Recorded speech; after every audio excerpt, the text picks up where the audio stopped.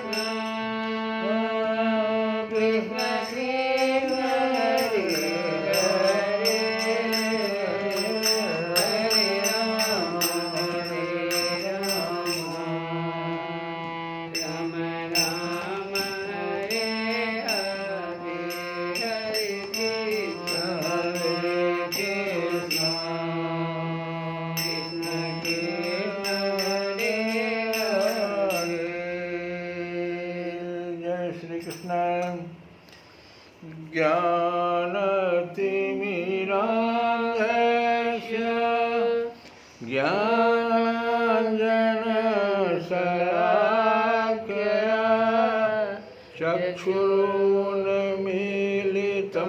येन तस्मै श्रीगुरवे नमः। वसुदेवसुतं देवं कंसचाणूरमर्दनं देवकी परमानन्दं कृष्णं वन्दे जगद्गुरुं।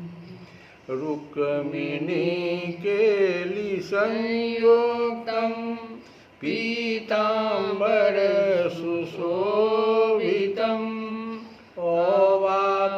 तुलसीगन्धं कृष्णं वन्दे जगद्गुरु।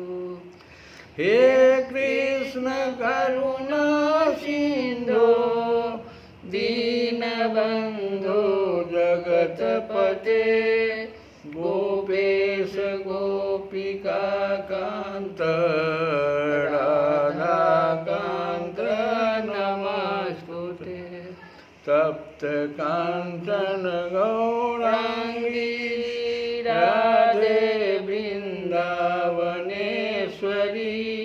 वृषभानुसुते देवी प्रणमामि हरिप्रिये। श्री कृष्णाय वासुदेवाय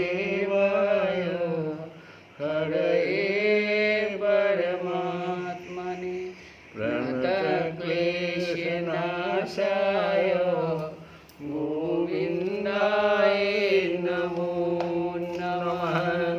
कल की कथा में हम लोग आसुरी व्यक्ति के स्वभाव के बारे में गीता में जो कुछ भी भगवान ने अर्जुन से कहा है उसी की चर्चा सुन रहे हैं।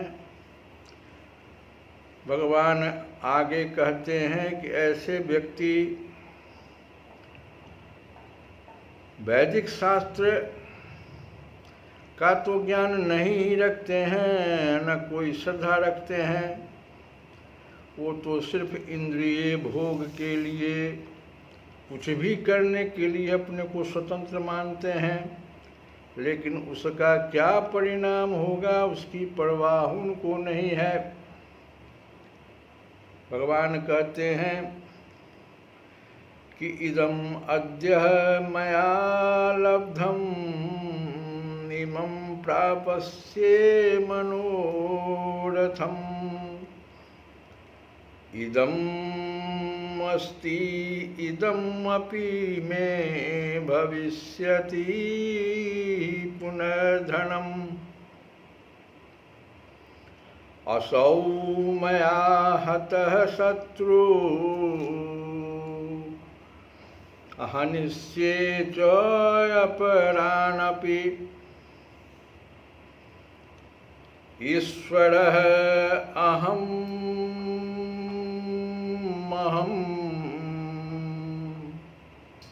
भोगी सिद्धो अहम बलवान सुखी। 2 बार वह अपने को घोषणा करता है, कहता है कि अहम अहम ईश्वरो अहम अहम, मैं ही ईश्वर हूँ, मैं ही सब कुछ हूँ। ईश्वरो अहम अहम भोगी सिद्धो अहम बलवान सुखी। और आगे कहता है फिर आढ्य, आढ्य कहते हैं धनवान को, तो आढ्य अभिजनवान अस्मि। अभिजनवान कहते हैं कुलीन संबंधियों से घिरा हुआ, मैं ही धनवान हूँ, मैं ही कुलीन संबंधियों से घिरा हुआ हूँ। कह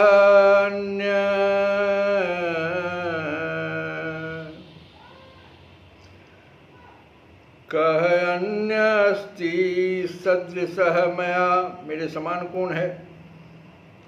यक्षये दास्यामि मोदिष्य इति अज्ञान विमोहिताः।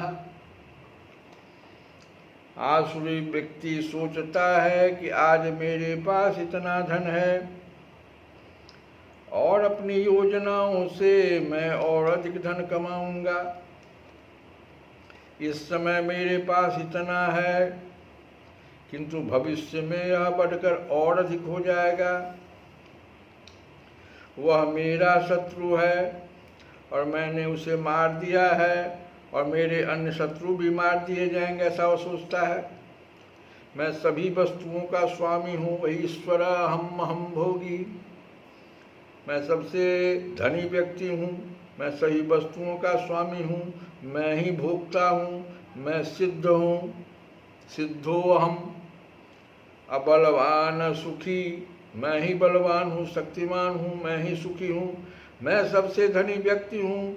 मेरे आसपास मेरे कुलीन संबंधी हैं, कोई अन्य मेरे समान शक्तिमान था सुखी नहीं है। मैं यज्ञ करूँगा, आढ्याभिजनवास्मि, और यक्षये दास्यामि, मैं यज्ञ करूँगा, मैं दान दूंगा और इस तरह आनंद मनाऊंगा मोदिष्यः। और इस प्रकार ऐसे व्यक्ति अज्ञानवश मोहग्रस्त होते रहते हैं। ये अज्ञानी होकर के अज्ञानवश और विमोहिता मोहग्रस्त होते रहते हैं। अनेक चित्तः विभ्रांता मोहजाल समावृताः। अनेक चित्तः विभ्रांता, विभ्रांता कहते उद्विग्न, और अनेक चित्त कई चिंताओं से उद्विग्न। अनेक चित्तः विभ्रांता मोहजाल समावृताः, समावृता घिरे हुए। अप्रसक्ता काम भोगेषु, प्रसक्ता माने आसक्त, काम भोगेषु अपतंती नरके असुचौ। इस प्रकार अनेक चिंताओं से उद्विग्न होकर तथा मोहजाल में बंधकर वे इंद्रिय भोग में अत्यधिक आसक्त हो जाते हैं। और होता क्या है, तो अंत में नरक में गिरते हैं। भगवान घोषणा करें कि आसुरी व्यक्ति धन अर्जित करने की इच्छा की कोई सीमा नहीं मन जानता, उसकी इच्छा सीम बनी रहती है। वो केवल यही सोचता रहता है कि उसके पास इस समय कितनी संपत्ति है, और ऐसी योजना बनाता है कि संपत्ति का संग्रह बढ़ता ही जाए। इसलिए वह किसी भी पापपूर्ण साधन को अपनाने में झिझकता नहीं और अवैध तृप्ति के लिए काला बाजारी करता है। वह पहले से अपनी अधिकृत संपत्ति तथा भूमि, परिवार, घर तथा बैंक पूंजी पर मुग्ध रहता है और उनमें वृद्धि के लिए सदैव योजनाएं बनाता रहता है। उसे अपनी शक्ति पर ही विश्वास रहता है। वो यह नहीं जानता कि उसे जो लाभ हो रहा है वो उसके पूर्व जन्म के पुण्यकर्मों का फल है। उसे ऐसी वस्तुओं का संचय करने का अवसर इसलिए मिला है, लेकिन उसे पूर्व जन्म के कारणों का कोई बोझ नहीं होता। वह यही सोचता है कि उसकी सारी संपत्ति उसके निजी उद्योग से है। आसुरी व्यक्ति अपने बाहुबल पर विश्वास करता है, कर्म के नियम पर नहीं। कर्म नियम के अनुसार पूर्व जन्म में उत्तम कर्म करने के फलस्वरूप मनुष्य उच्च कुल में जन्म लेता है, या धनवान बनता है, या सुशिक्षित बनता है, या बहुत सुंदर शरीर प्राप्त करता है। आसुरी व्यक्ति सोचता है कि ये चीज़ें आकस्मिक है और उसके बाहुबल से, उसके सामर्थ्य से वो प्राप्त हो गया है। उसे विभिन्न प्रकार के लोगों, सुंदरता तथा शिक्षा के पीछे किसी प्रकार की व्यवस्था नहीं प्रतीत होती। ऐसे आसुरी मनुष्य की प्रतियोगिता में जो भी सामने आता है वह उसका शत्रु बन जाता है। ऐसे अनेक आसुरी व्यक्ति होते हैं जो इनमें से प्रत्येक अन्यों का शत्रु होता है, और यह शत्रुता पहले मनुष्यों के बीच, फिर परिवारों के बीच, तब समाजों में और अंततः राष्ट्रों के बीच बढ़ती जाती है, और विश्व भर में निरंतर संघर्ष, युद्ध तथा शत्रुता बनी हुई है भी इसलिए। तो प्रत्येक आसुरी व्यक्ति सोचता है कि वह अन्य सभी लोगों को बलि करके रह सकता है। सामान्यतः ऐसा व्यक्ति स्वयं को परमेश्वर मानता है, और आसुरी उपदेशक अपने अनुयायियों से कहता है कि तुम लोग ईश्वर को अन्यत्र क्यों ढूंढ रहे हो?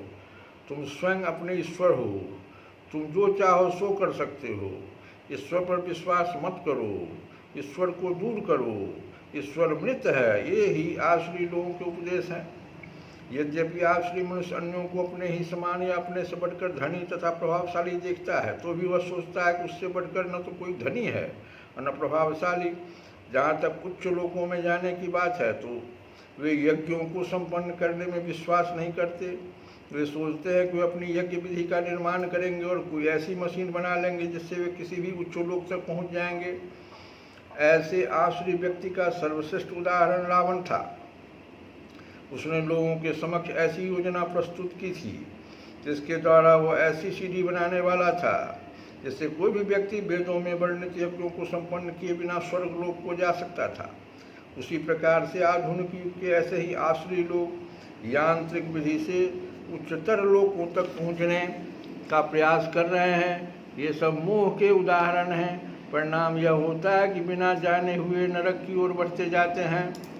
और यहाँ पर मोहजाल शब्द अत्यंत सार्थक है। जाल का तात्पर्य है मनुष्य मछली की भांति मोह रूपी जाल में फंसकर उससे निकल नहीं पाता। तो हम लोग आसुरी व्यक्ति के बारे में बहुत सारी चर्चा किए। थोड़ा भगवान नाम का कीर्तन करें कि हरि बोल, हरि बोल, हरि बोल, हरि बोल, हरि बोल, हरि बोल, हरि बोल, हरि बोल,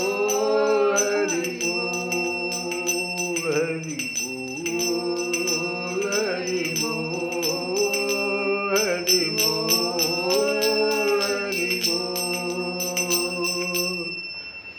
केशव माधव गोविंद बोल, केशव माधव गोविंद बोल, केशव माधव गोविंद बोल, केशव माधव गोविंद बोल, केशव माधव गोविंद बोल। नाम प्रभु का है सुखकारी, नाम प्रभु का है सुखकारी, नाम प्रभु का है सुखकारी। अब पाप कटेंगे क्षण में भारी, पाप कटेंगे क्षण में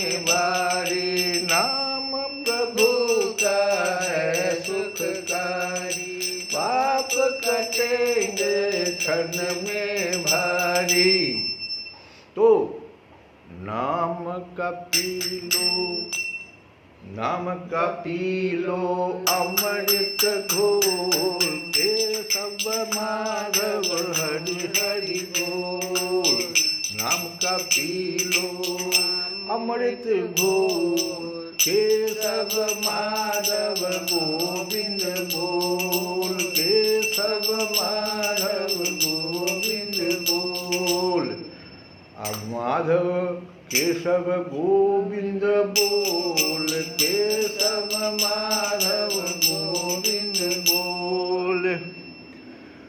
श्री कृष्ण गोविंद हरे मुरारी।